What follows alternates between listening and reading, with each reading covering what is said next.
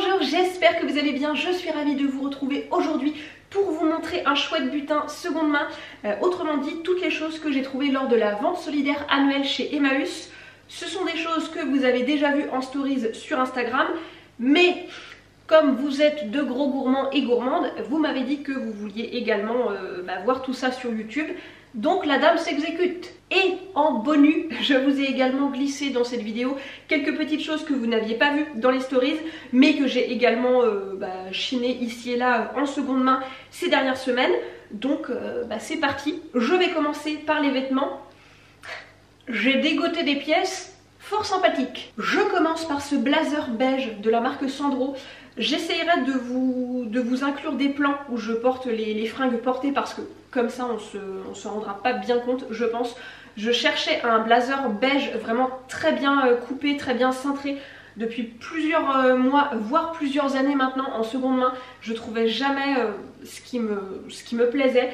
J'avoue que j'avais un petit peu lâché l'affaire et j'avais abandonné l'idée. Et alors quand j'ai vu cette pièce, je me suis dit ok, donc il a fallu que j'arrête de chercher pour tomber dessus, c'est ça. Déjà Sandro, donc pas dégueu hein.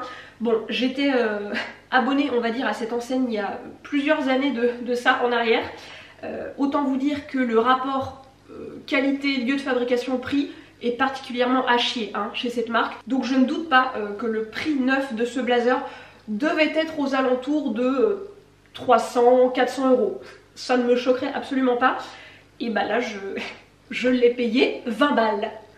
Voilà, le truc est quasiment neuf, même les boutons là sont pas du tout abîmés. Enfin, il est nickel quoi, que vous dire, je ne sais pas. Et en plus de ça, il est vraiment parfait au niveau de la coupe, très bien cintré comme je voulais. C'est le blazer que je cherchais depuis quelques années maintenant. Donc écoutez, je suis ravie d'être tombée dessus. En plus, pile poil ma taille, c'est un 38.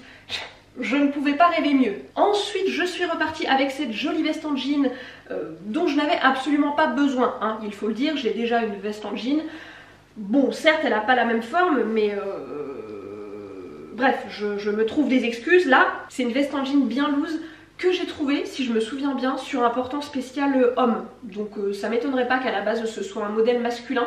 C'est de la marque Armor Luxe et elle est parfaite en été avec un joli débardeur avec de la dentelle, histoire de casser un petit peu le look, n'est-ce pas, ou en hiver avec un petit pull léger en dessous parce qu'elle est vraiment très large. Et donc, parce que je m'étais trompée dans mes calculs en stories, hein, je vous l'ai déjà dit, hein, les chiffres et moi on n'est pas super potes. Pour le tout, donc avec la pièce que je vais vous montrer tout de suite, j'en ai eu pour 30 euros, sachant que le blazer était à 20 euros, ça j'en suis sûre. Ce qui fait que cette veste m'est revenue à 5 euros, comme la pièce que je m'en vais vous montrer maintenant. Un manteau à la superbe couleur mi-kaki, mi-olive, je ne sais pas si on se rendra bien compte à la caméra, de la marque Bernard, voilà.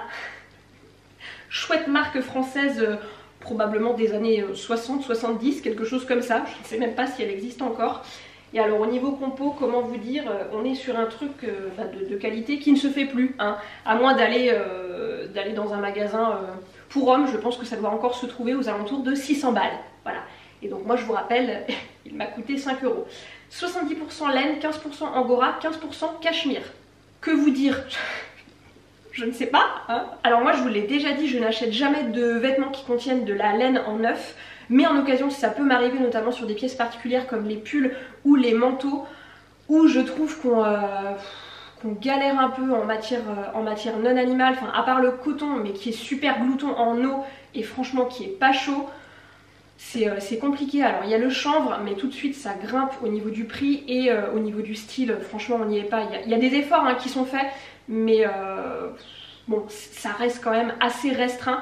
Je suis hyper contente de ma parka Hoodlam qui est justement en coton et en chanvre, qui est super chaude, mais ça reste une parka, c'est pas du tout un manteau habillé que je peux porter, je sais pas, à une cérémonie particulière ou quand j'ai vraiment envie d'être bien apprêtée, on va dire. Donc écoutez, je suis ravie d'être tombée sur ce beau manteau, voilà. Et si vous avez des commentaires désobligeants qui vous chatouillent le bout de la langue, enfin non, le bout des doigts plutôt, retenez-vous, hein, c'est pas la peine. je vais m'en passer. Et dans la même veine que le manteau, j'avais envie de vous montrer ce blazer en laine que j'ai trouvé il y a quelques mois, également de seconde main, hein, puisque vous l'avez compris, tout ce que je vous montre a été trouvé d'occasion. Je crois que je vous l'ai pas montré, hein, ni sur YouTube, ni sur Instagram en stories. Je l'ai trouvé pour rien du tout, 4 ou 5 euros il me semble. Donc on est encore sur du vintage, hein, la marque c'est Oliver Grant, made in France. Et au niveau de la matière, il y a juste écrit laine mérinos fine, mais il n'y a pas de pourcentage, etc. Donc je ne sais pas trop. Bon, toujours est-il qu'on est encore une fois sur une pièce de qualité qu'on ne retrouve plus, hein, aujourd'hui, à moins de partir dans des 300-400 euros, il faut bien le dire. Donc eh ben, écoutez, je suis ravie d'être tombée sur cette jolie veste, pardon, que je pense porter à l'automne, quand il fera un petit peu frisquet, mais pas suffisamment pour porter le manteau. Vous voyez, il faudra juste que je la fasse un petit peu reprendre au niveau des épaulettes, que je trouve un petit peu trop épaisse, un petit peu trop large pour moi. Je trouve que ça me donne un aspect un peu carré au niveau des épaules qui ne me convient pas. Donc il faudra juste que je les fasse un petit peu raccourcir, je pense. Il faut que je confie cette tâche à une couturière, n'est-ce pas? Parce que je ne me sens pas capable de m'y mettre, hein, vous voyez. Bon, déjà là, j'ai pas du tout le temps.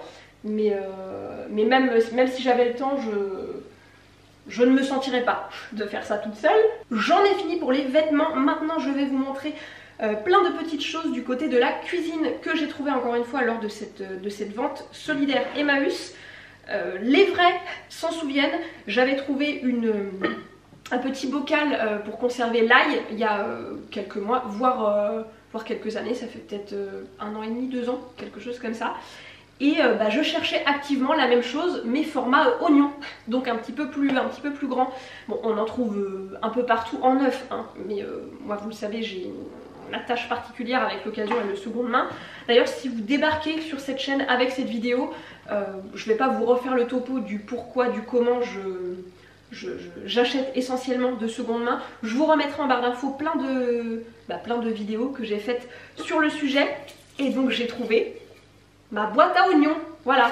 Bon, alors je suis pas hyper fan du motif et de l'écriture oignon, mais sur mon plan de travail elle est de ce côté là, donc c'est juste parfait.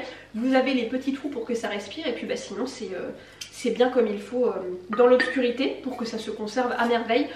Donc voilà, le combo est formé. Vous vous souvenez peut-être de ce joli dripper couleur vermente de la marque Melita, donc c'est clairement un dripper vintage, hein, que la marque ne propose plus aujourd'hui, et je vous l'avais montré dans une vidéo favori il me semble il y a quelques mois. Et j'ai trouvé son grand frère ou sa grande sœur, hein, au choix, en rouge. Je n'ai pas pu lui résister, je l'ai trouvé bien trop beau. Alors je ne sais pas si c'est la marque Melita pour le coup, parce qu'il n'y a pas de, vous voyez, il n'y a pas d'écriture. Là c'est clairement écrit Melita, mais là il n'y a rien d'indiqué, donc c'est peut-être pas du tout cette marque là. Toujours est-il que je suis ravie d'être tombée sur le grand format, comme ça quand j'ai besoin de faire plus qu'une tasse de café ou de café d'orge, etc. Si le café d'orge vous intrigue, pareil, vous trouverez des liens en barre d'infos. Et voilà. Ils sont beaux tous les deux quand même, hein. Ah c'est beau. J'ai aussi trouvé une râpe. Là on part clairement dans les choses utiles, hein, je préfère vous prévenir. La nôtre était vraiment en fin de vie, il était temps de faire quelque chose. Elle était entourée en fait d'un plastique qui était cassé à plusieurs endroits, enfin elle devenait clairement inutilisable. Donc voilà, petite râpe en ligne. Dis donc, vous avez vu comment elle a essayé de s'échapper? Coquine! Je disais petite râpe en inox, je pense, qui m'a l'air bien robuste. Donc parfaite. Je voulais aussi remplacer un moule à cake qu'on possède depuis de très nombreuses années, qui est en alu et qui commençait vraiment à être en fin de vie. Le revêtement s'écaillait, il commençait à être déformé, etc. Donc je voulais plus trop l'utiliser, et je voulais un moule en verre. Donc j'ai attendu de tomber sur une occasion, c'est le cas de le dire, hein, vous avez compris, tomber sur une occasion, d'occasion. Elle est bonne. Et donc je suis tombée sur ce moule de la marque Pyrex en plus, donc encore une fois pas dégueu, hein, quand même, qui est relativement grand et qui est juste parfait du coup pour faire des cakes, que ce soit sucré ou salé. Et toujours dans les moules, j'ai trouvé ces deux moules à cake bien vintage comme j'aime pour prendre des photos pour mes clients, donc ça vous intéressera un petit peu moins. Et j'aime bien celui-ci en fait parce qu'il y a des petits motifs un peu étoilés. Je pense que ce sera pas mal si j'ai des recettes de Noël à faire. J'ai aussi complété ma collection de verres Disney. Alors collection, pas forcément pour moi, non pas que je n'aime pas Disney, mais c'est pas mon grand dada on va dire. Mais j'aime bien mettre des verres sympathiques comme ça quand on a des amis qui viennent avec leurs enfants. Parce que je trouve que c'est plus sympa, voilà, c'est une petite attention que j'aime bien faire. Alors je sais plus lesquels j'ai trouvé quand, je sais que j'en ai trouvé 2 à cette vente solidaire Emmaüs, mais j'en avais trouvé 2 autres avant. Mais là j'ai amené les 4 pour vous les montrer. Voilà, petit verre, qu'est-ce que c'est ça? C'est plusieurs princesses. La dame est nulle hein, en Disney. Je crois reconnaître Réponse, Blanche-Neige et la Belle au bois dormant, il me semble. Et sur celui-ci, c'est Réponse, je crois. Et puis l'autre, Toy Story 3 et Le Livre de la Jungle. Voilà. Je pense que c'est suffisamment varié hein, pour satisfaire tous les enfants. J'ai aussi acheté cette petite chose dont j'ai encore oublié le nom. Vous avez été plein à me donner le nom sur Instagram et je ne m'en souviens plus. C'est terrible. Hein. Je sais plus. Il y a même une personne parmi vous qui m'a dit que ça portait un nom particulier dans le jargon de cuisinier ou de pâtissier, je ne sais plus. Un nom qui peut être tendancieux. Hein, je ne me souviens plus. Mais c'était un truc du genre branlette ou... Hein, voilà, dans ce goût-là. Bref, passons. Moi, je l'ai acheté pour hacher, vous savez, les herbes aromatiques, etc. Je trouve que c'est très pratique et beaucoup plus rapide que les ciseaux à 5 lames que j'ai, moi, de mon côté à la maison. Mais je trouve que c'est vraiment galère à faire, alors que là, voilà, vous avez juste à étaler vos herbes aromatiques sur une grande planche à découper. D'ailleurs, à la base, il me semble que c'est vendu avec une petite planche. Mais là, voilà, ce petit ustensile était tout seul. Mais ça me convient très bien puisque moi j'ai suffisamment de planches à découper à la maison. Et donc oui, vous étalez vos herbes sur une planche à découper et puis ensuite vous faites des petits mouvements comme ça. Et c'est vrai que quand on regarde, même le mouvement est un peu tendancieux. Hein. On va passer à autre chose. J'ai aussi trouvé deux jolis bols. Alors ça c'est pas vraiment un bol, c'est plutôt une coupelle on va dire, qui est vraiment lourde. Je pense qu'à la base, c'était fait pour remettre une bougie, vous savez, parce que quand je l'ai vraiment nettoyé, il y avait de la cire un petit peu, de la cire blanche de coller au fond. Donc je pense qu'à la base, ou en tout cas la personne qui le possédait avant, s'en servait comme bougeoir hein, finalement. De mon côté, je l'ai recyclé, si on peut dire, en coupelle à bijoux, pince, élastique à cheveux, etc. J'en avais déjà une, mais... qui commençait sérieusement à être trop petite, hein. Ça commençait à déborder de chaque côté, donc ben voilà, celle-ci est venue en renfort à côté. Et puis j'ai trouvé du coup ce joli bol beige écru moucheté de bleu. On est quand même dans une tonalité similaire, ce n'était pas fait exprès. Et là on a un petit bec verseur comme ça. Donc c'est bien pratique pour servir, je sais pas, de la sauce chocolat ou de la sauce salée, bref, peu importe. Les deux m'ont l'air, ma foi, très artisanal, il n'y a rien d'indiqué. Il y a même des initiales, je pense, sous cette coupelle, là. C'est écrit ID. Et ça m'a l'air d'être fait avec un petit outil voilà, manuel. Donc je ne saurais vous dire d'où ça vient, mais bah, écoutez, ils m'ont bien plu. J'ai aussi trouvé ce pot avec un bouchon en liège, qui à la base devait être un pot à moutarde je pense, enfin, en tout cas ça y ressemble. Moi je ne l'ai pas du tout acheté pour stocker de la moutarde, mais pour y mettre des plantes, des herbes séchées, des fleurs séchées, etc. Que je récolterai au jardin. Donc là pour l'instant il est vide parce que bah, je n'ai encore rien récolté. Enfin si, j'ai ramassé des fleurs de millepertuis que je vous ai montré dans la vidéo précédente, mais clairement ce pot était trop grand pour la quantité que j'ai cueillie. Donc elles sont stockées dans un plus petit pot. Et toujours côté pot, j'avais trouvé ces deux petites merveilles. Alors pas lors de la vente solidaire Emmaüs, mais il y a quelques semaines à la ressourcerie de Bain de Bretagne, dont je vous parle très régulièrement sur Instagram. C'est vraiment une ressourcerie que j'aime beaucoup. Je vous en ai déjà parlé sur YouTube également d'ailleurs. J'ai trouvé celui-ci, donc un petit pot en bois. Il y a quand même un petit pot intermédiaire, je ne sais pas comment le dire, vous avez compris, hein, pour que ce que vous mettez dedans ne soit pas en contact direct avec le bois. Il y a la petite cuillère qui va bien. Et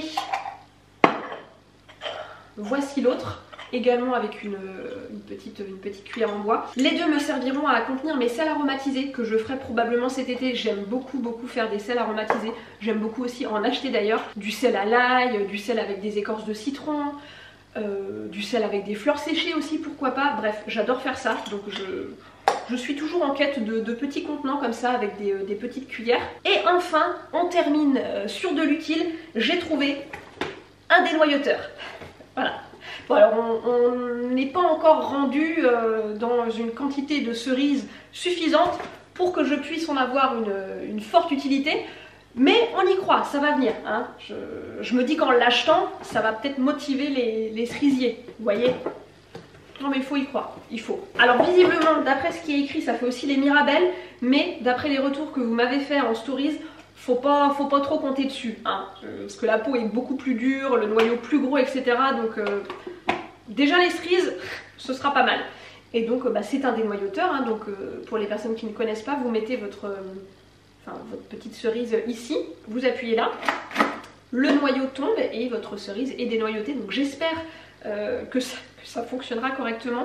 Il y a un petit joint de rechange en plus pour remplacer le joint qui est ici en fait quand il sera usé. Donc je suis ravie parce que, alors à l'unité je sais plus combien il était, mais pour tout ce que je vous ai montré, hors les petites choses que j'avais trouvées à la ressourcerie, je crois que j'en ai eu pour 20 € ou 30 € peut-être, parce que j'avais aussi des bocaux, le parfait, pour faire des conserves.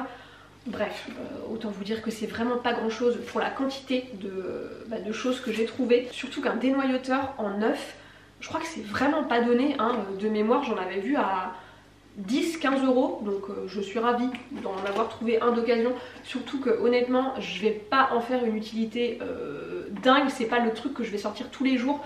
Donc c'était clairement logique que je le prenne d'occasion. Et voilà pour ce butin seconde main. J'espère vraiment que cette vidéo vous aura plu et qu'elle vous aura montré encore une fois qu'on peut trouver d'occasion à la fois de jolies choses et des choses utiles pour le quotidien. Hein, parce que je sais que vous êtes encore quelques-uns et quelques-unes à avoir des réticences sur le seconde main, alors que honnêtement il n'y a pas de raison d'en avoir. On peut vraiment faire de très belles affaires et en même temps ça fait du bien à la planète. Donc moi je dis oui. Je vous embrasse bien fort. Si jamais les vacances approchent pour vous, eh bien je vous souhaite d'excellentes vacances. Profitez-en bien et je vous dis à bientôt.